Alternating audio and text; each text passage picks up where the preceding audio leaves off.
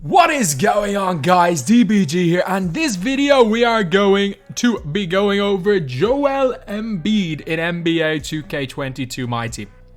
So lads, Embiid is a beast.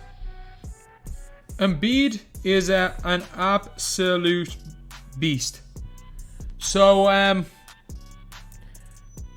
he's got 6 Hall of Fame badges: post spin technician, post move lockdown, tireless defender, back down pusher, dream shake, grace under pressure, as well as 18 gold badges, including intimidator. I don't understand why a 7-foot tall player is mismatch expert, but I guess if Yao Ming's guarding him, he's just gonna hit everything. He's a hot zone hunter, mouse in the house, post playmaker, 8 silvers including catch and shoot, and yeah, got like fast switch bronze as well. Only problem is that rebound chaser is not upgradable, but he can get interceptor, he can get posterizer, he can get limitless takeoff and hustler, which are good badges. I just wish that rebound chaser was a little bit better than bronze. But bronze rebound chaser is better than no rebound chaser. Especially when like on AD, like he just drops the ball for rebounds. 92 post fadeaway, 92 post hook. He's got an 88 mid-range shot. He's got an 81 three-pointer, 90 standing dunk, 80 driving dunk, 57 ball handle, 82 block. He's got 93 interior defense, 71 speed, 67 speed ball, 71 acceleration, and he has got 64 lateral, which is not spectacular either. So I just want to see the week. Like again, I don't want to play unlimited on someone's account, but I just want to see what it is. What's the story for limited? 1 amethyst or higher player. All our players must be ruby or lower. That's an interesting week for limited anyway. So do I want to play him in limited? No, I want to like this. I'm gonna let this guy get his own ring. Either way, let's just take a look at what Joel Embiid is like. So, as far as big men go, he actually moves pretty well with the ball. Just need to change a few things. 110, turn off vibration. I don't understand how anyone can play vibration on Xbox. It's so off-putting for me. Like, your controllers like vibrate uncontrollably, or your triggers start vibrating uncontrollably when you dribble. Okay, I was about to say, oh, his dribbling is not too bad, but he cannot cross the ball over. Like, his speed with ball is not horrendous. He's got hot zones in the corner, but his release is so chicken. Like, comparing him to, like, he does not have the 3-point rating of, like, a Mutombo, but I'm telling you, he has got the 3-pointer of a Mutombo. Like, a 3-pointer is so much better. Like, he is the best. He's going to shoot the ball like Ibaka. He's like, imagine if Ibaka was, like, 7 foot tall. That's basically what you're getting here. If Ibaka was 7 foot tall and a way better interior scoring badges. Like, his fadeaway is really good for Embiid. He's just, everything he does in the post is really good. Like, superb fadeaway there. Do I have shot meter and pro stick only? Yeah. Like, one of the absolute elite 3-point shooters in this game. No question about that. One of the elite 3-point shooting, especially big men in this game. So, oh, come on. Can I just green one with the meter here? He seems pretty decent. Yeah, so meter on, meter off, it doesn't matter. I prefer this release meter off. I really do. Like, I know I've missed time 2 of them there, but I do prefer it meter off. But it's a very, very easy release to green. And why am I struggling so badly with it now? There we go. Let's see what Embiid actually looks like in-game, because sometimes Embiid actually is a really bad player building game. Nope.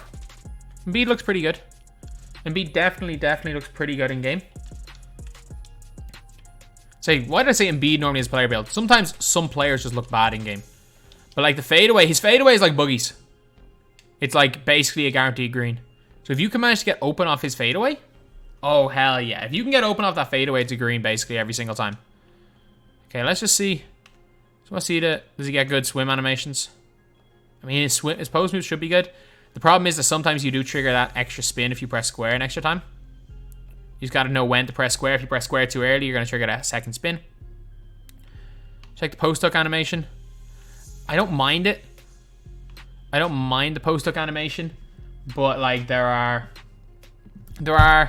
well, I was about to say there are better ones, but that's actually probably as good as it gets other than the sky hook.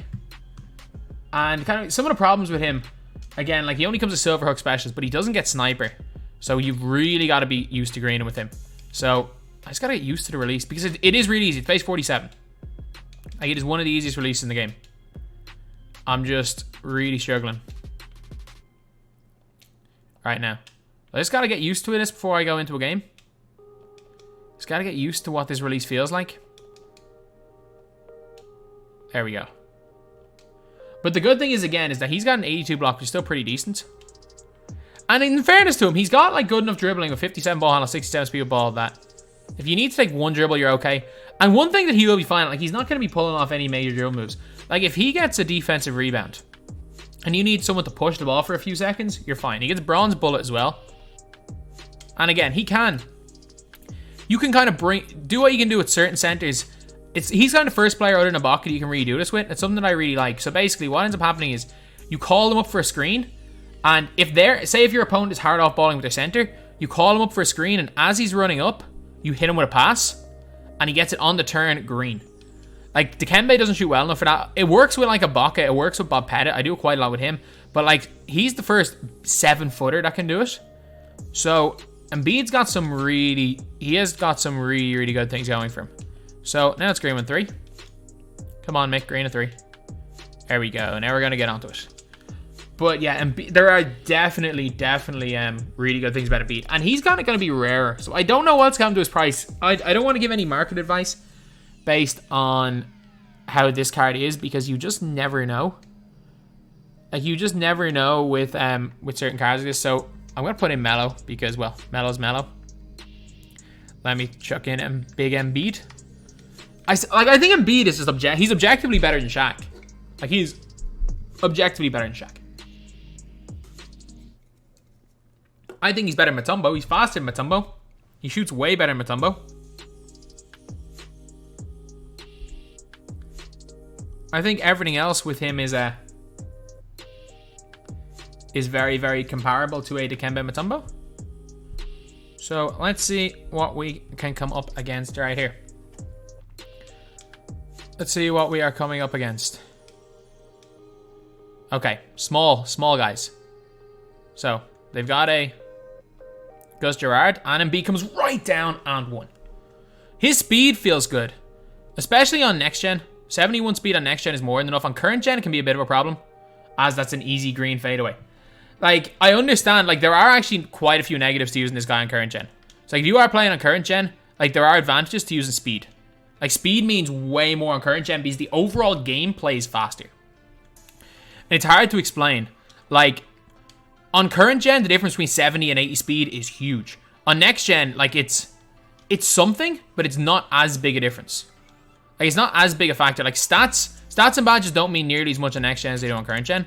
Like, even though the games are a lot more similar, like, you can see that speed looks fine. You know what? I'm just going to fade away in his face. Like, that's basically a guaranteed make. That is almost a guaranteed make. Like, he's got fade ace, and does he come? Yeah, he's got silver mouse in the house as well. So, that badge basically just means if you get any sort of mismatch, just shoot the fade away with Joel Embiid. He's going to hit it at a seriously high rate.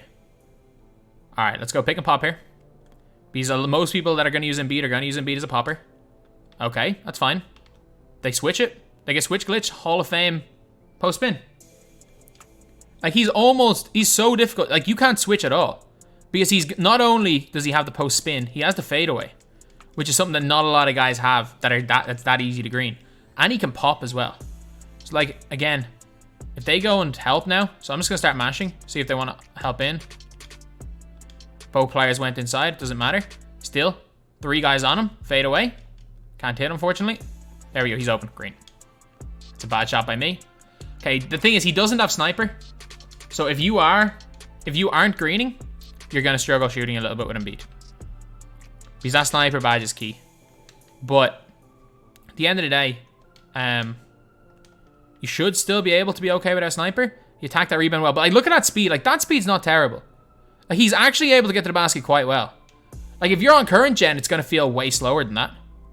Like, it is genuinely going to feel a lot slower on current gen. But if you're on next, Embiid speed is more than good enough. It is more than good enough. So we just got to chase down there with Melo. Thought that was good defense there. Like, I'm just going to see, does he cut me off going middle?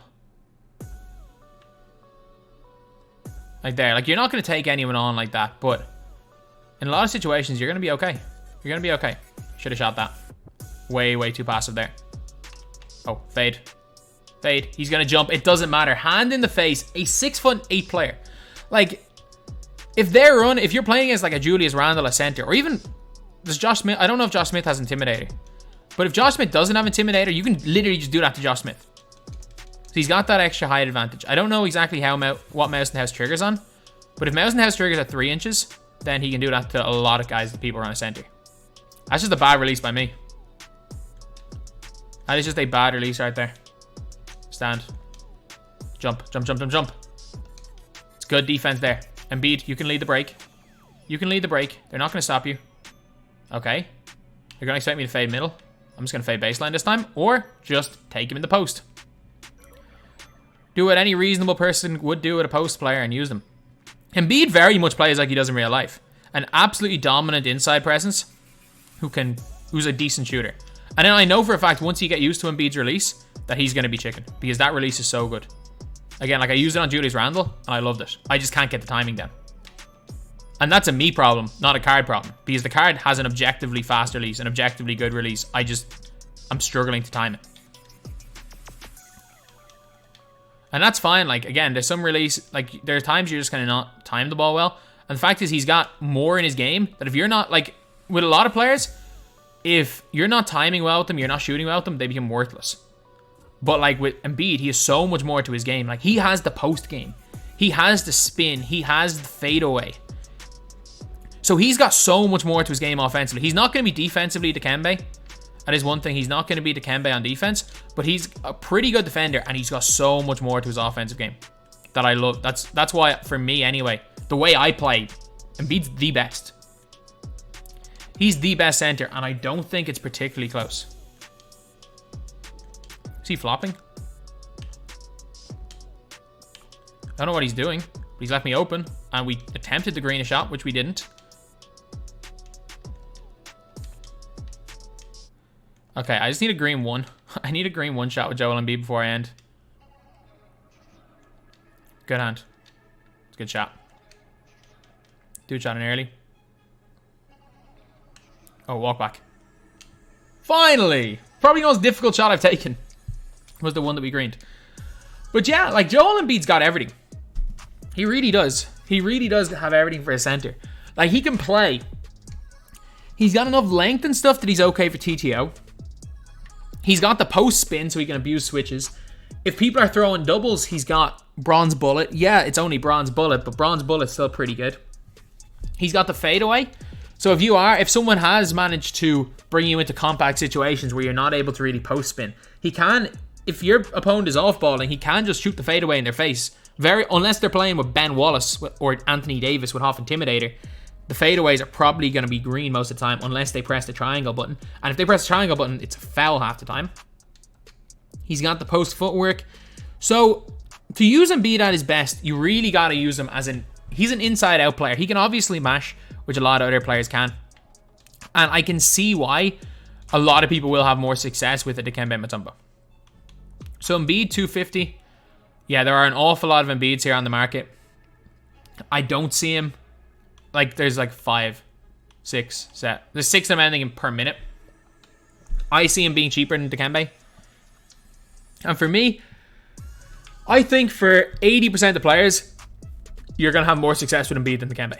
I think for 20% of the people, if you just want defense, rebounding, and paint mashing, Dikembe is better. Embiid does everything else better. So the way I feel about Joel Embiid, I genuinely do think he's one of the best. He is one of the best, lads. So anyway, yeah, that is pretty much it, lads. That is pretty much it. That is the video. Thank you guys for watching. Please like, comment, and subscribe.